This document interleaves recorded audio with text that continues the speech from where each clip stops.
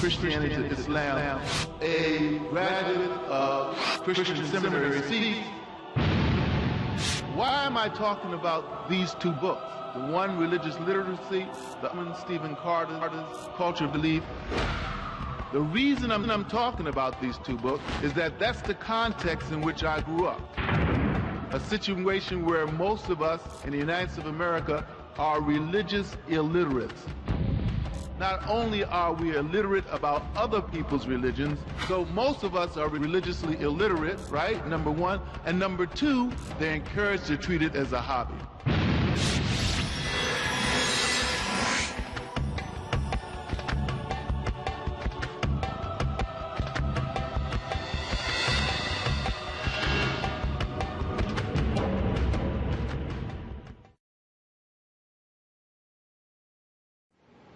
The reality is, if you believe, as most Christians believe, that Jesus died for the sins of everybody in the world, the people before him and after him, where is your sense of agency? Where is your sense of ownership of what you do? I went to a seminary. I went to two seminaries, actually. This case was Yale Divinity School. And we often, as many schools do in the United States, have spring break just before the Easter weekend. And I was in a classroom just before spring break, and it was the run-up to what they call Good Friday. You know, old rugged cross, symbol of suffering and shame. What's good if you feel that God is crucified? This is probably where the idea that God is dead in the 1950s and 60s came about, because people being reinforced with this kind of ideology. But anyway, I was in a classroom of the seminary the weekend before spring break, where the Easter holiday was about to start. And remember, seminaries in the United States, probably as they are in India and other places in the world, are places for preparation of religious leadership. These are not your average people. These are people who are being trained to be religious clerical and lay leaders in the Christian church. And it's not your average people, because it's at Yale University, one of the top universities in the world. So I walk into the classroom, and one bright young person, male or female, because men and women go to Yale University Divinity School, had written on the board just before this Easter/spring break weekend. There's an interesting dichotomy there. Anybody knows about spring break in the United States, they let it all hang out. They do things they wouldn't normally do, drink alcohol, participate in behavior that they wouldn't normally participate in. And it's often connected to Easter, which is one of the major Eids, the major holidays of Christianity. But at any rate, this is the weekend before that break. And one enterprising young person had written on the board, Jesus died for our sins. Vicarious atonement. Vicarious in the sense that someone else is doing something for somebody else. Atonement, we call it tawbah. We call it turning back to Allah, repentance, turning back to Allah. Vicarious atonement. So the person wrote on the board, Jesus died for our sins, therefore we owe him a few good ones. Think about that for a moment. Think about the logic implicit in that. That is, because Jesus died for all sins, for all time, for everybody, I'm not responsible for my sins because Jesus died 2,000 years ago. You might call this simplistic thinking, but this is the thinking of some of the top minds who are training to be clerics in the United States of America. This is the problem with vicarious atonement. It is disempowering. It takes a sense of agency in relationship to what I ought to do in order to be a person of faith away from me, and injects the idea of original sin, which we as Muslims don't believe in, that we're all sinful and falling short of the glory of God. We don't believe in this notion. It's a disempowering notion, and it leaves us with the idea that somehow, no matter what we do, no matter how we act, the love of Jesus and the blood of Jesus will bring us through. Those of us who've heard Christian sermons have heard this over and over again, that the love of Jesus and the blood of Jesus will bring us through. So it's this empowering, this notion, that of vicarious atonement. It's also discordant. D-I-S-C-O-R-D-A-N-T. Discordant. Why do I say this? Because it clashed with my idea of God being all-powerful. It's discordant because it clashed with my idea of God being all-powerful. All-powerful. How is it that a God that professed to be all-powerful in the book called the Bible would empty himself out, become flesh, become crucified on a cross in order to save humanity? The Muslims say, kum fayakum, be and it is. That's how powerful this God is. Why would it be necessary for this kind of drama, that's what it was, this kind of blood sacrifice in order to save people from sin when God created everything and has power to do anything? But it seemed that somehow it was necessary to make God into a man in order to make him closer to us. And so this is discordant, not to mention the fact that we're told that this happened on a weekend and that Jesus was in the tomb for 3 days, and that 3 days only extended through 2 nights and 2 days. Friday was Good Friday, and Sunday, confusion. Not to mention the fact that the Sabbath that Christians follow is Sunday because of their belief that Jesus Christ was resurrected on Sunday. And I want to tell you that many Christians today believe that when the Bible says, remember the Sabbath day and keep it holy, 6 days shall thou labor and do all thy work, but on the Sabbath day keep it holy, they think that the Bible means Sunday. Not so. Confusion. Why? Because this commandment is in the Old Testament. This commandment is in Deuteronomy and Exodus. This is the Torah. This is the book of the Jews.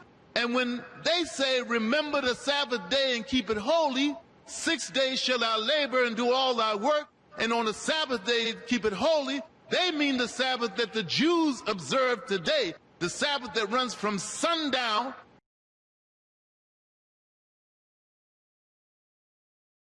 on Friday till sundown on Saturday, and millions of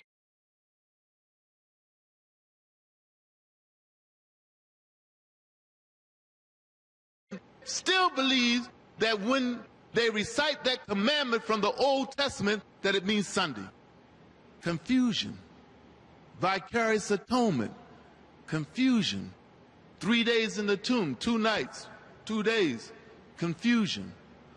And so this began to lead to my beginning to think about rejecting the faith of my family. So we talked about connection. We talked about reflection. We talked about rejection. So we want to talk a little bit about redirection. I want to offer you another book, a book by John Gager, and it's called Kingdom and Community. It was written in 1976. In it, Gager talks about his view using sociological tools that what Christianity was as a social grouping, not as a theological grouping, but as a social grouping, was a revival of the faith of Judaism. What Christianity was as a social grouping was a revival of the faith of Judaism.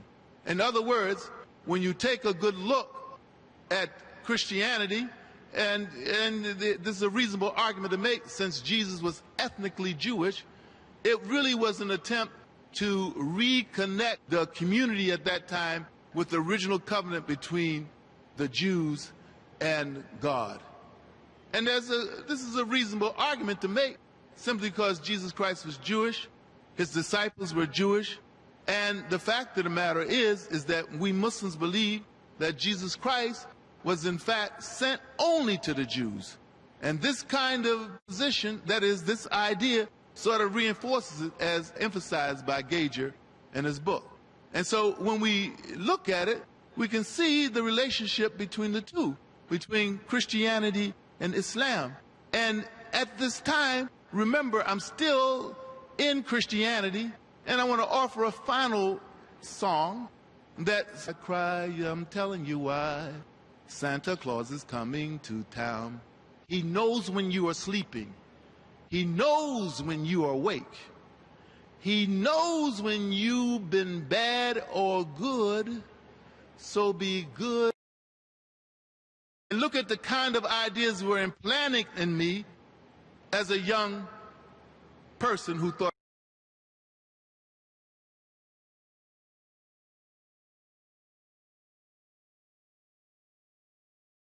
earlier about people not even know what the first 4 books of the Bible are. Likelihood is that they haven't read them recently. They probably read Clement Moore's "'Twas the Night Before Christmas."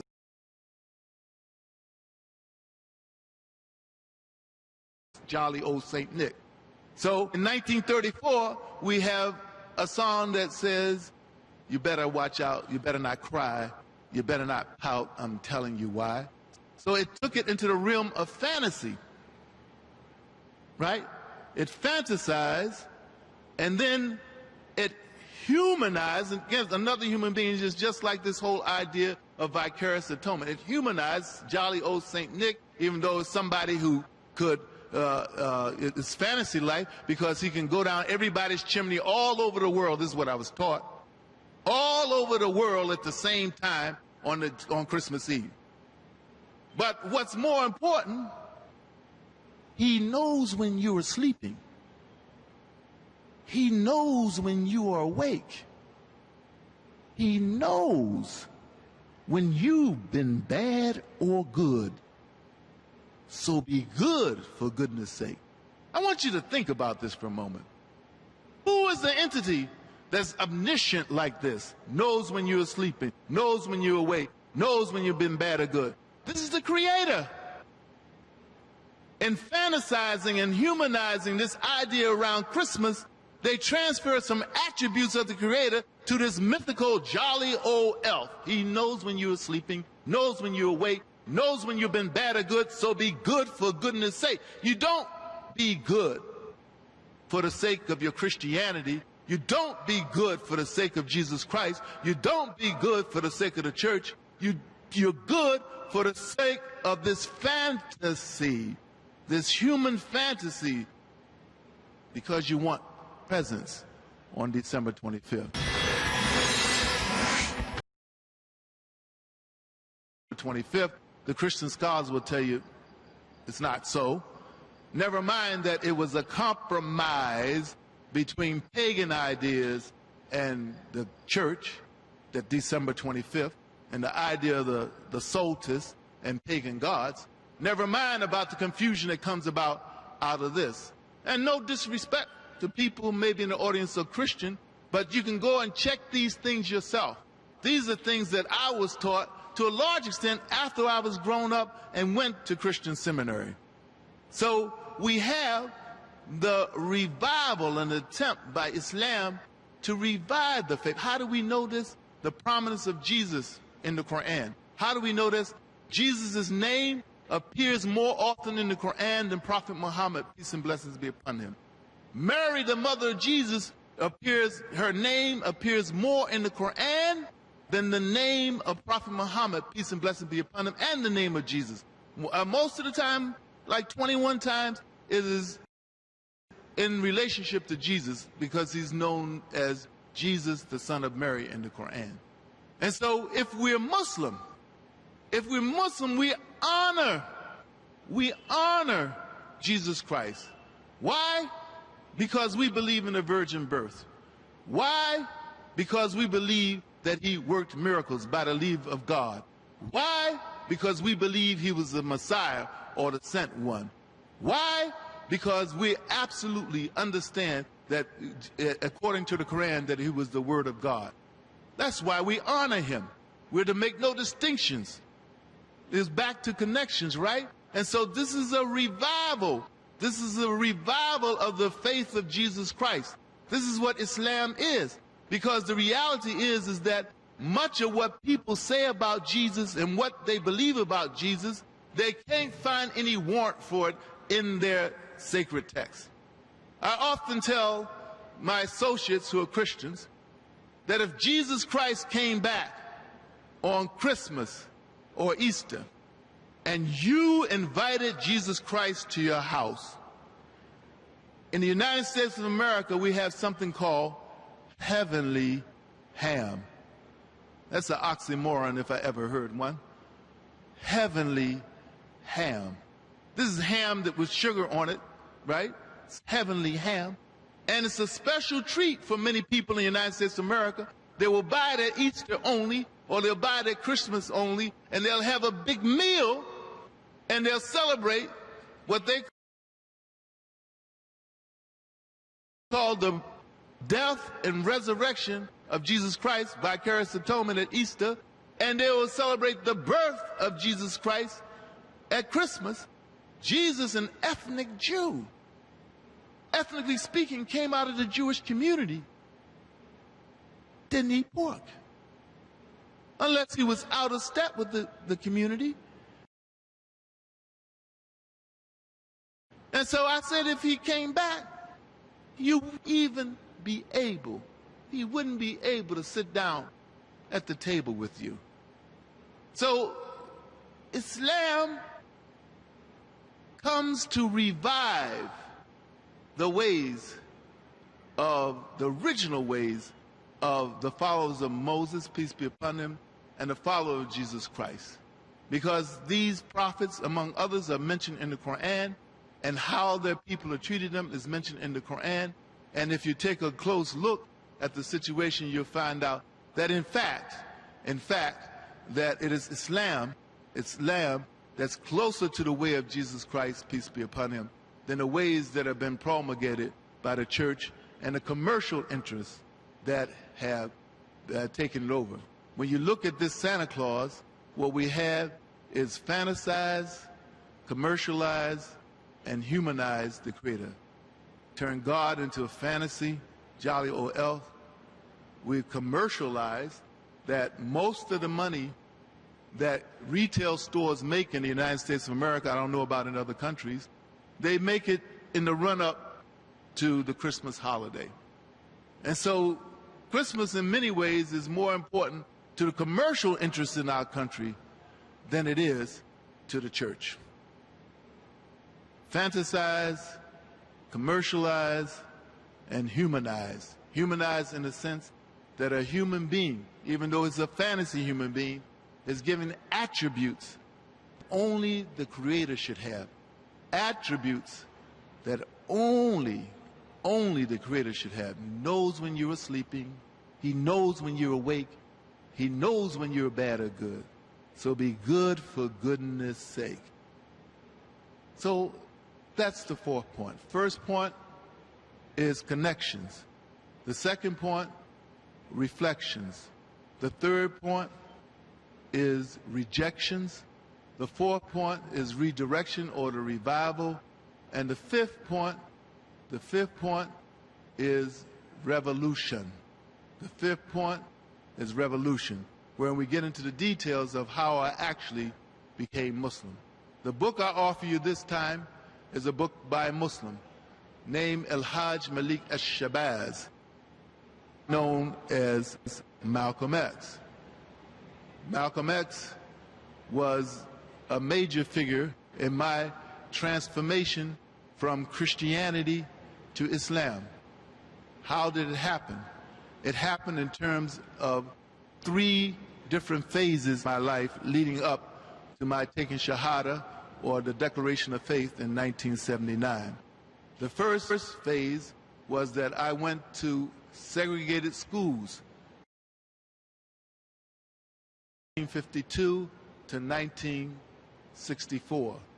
Those of you who know anything about United States of American history know that the civil rights movement was going on at this time. Many people date the civil rights movement around 1957 when Martin Luther King started the Montgomery bus boycott. But the reality is that the civil rights movement was fermenting at this time in the early 50s, and revolutions seemed to be quick change, but usually there's been some preparation for revolution before the revolution happens. Revolutions seem to be quick change, but usually there's a fertile field that's been developed for revolution. The question is whether you're going to grow beautiful flowers or weeds that are worse than what was before. And so when we look at the segregated school system that I attended, this was a situation that was very depressing. This was de jure segregation. This was segregation by law. It was illegal when I was a youngster. It was illegal for so-called blacks and so-called whites to go to school together. When I was a youngster, it was illegal for so-called blacks and so-called whites to marry. When I was a youngster, it was illegal for so-called blacks and so-called whites to ride on the bus in the same part of the bus together. This is the South that I grew up in. This is why it was so important to have the black church that affirmed me with songs like Jesus Loves Me, This I Know, because that was the situation I was in. That was the only place I could get affirmation in an institutional sense, because we were in segregated schools.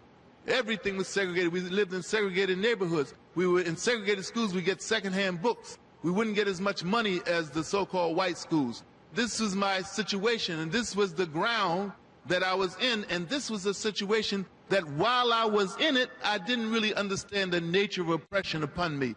I wasn't born a revolutionary. I just thought that white people had always been in charge, and black people had always cleaned their houses, always segregated from them, always were made to feel like second-class citizens. This was my reality. I went from that segregated school system. In 1960, we call ourselves black, we call ourselves African American, we call ourselves people of color, but back then, we call ourselves colored. And it was there I began to reflect on the things I'd gone through in the church, the things I'd gone through in the street, and it came to a head when a speaker who was very active in the civil rights movement came to Hampton University in 1967. His name was Kwame Ture. He wasn't a Muslim. His name was actually Stokely Carmichael at that time. He changed his name to Kwame Ture and then moved to Africa, and he died in Africa, actually. But the fact of the matter is he came to Hampton University and talked to us about our self-understanding, our self-hatred, and how that much of the education that we'd had up until that point had taught us to look to other people for leadership and understanding.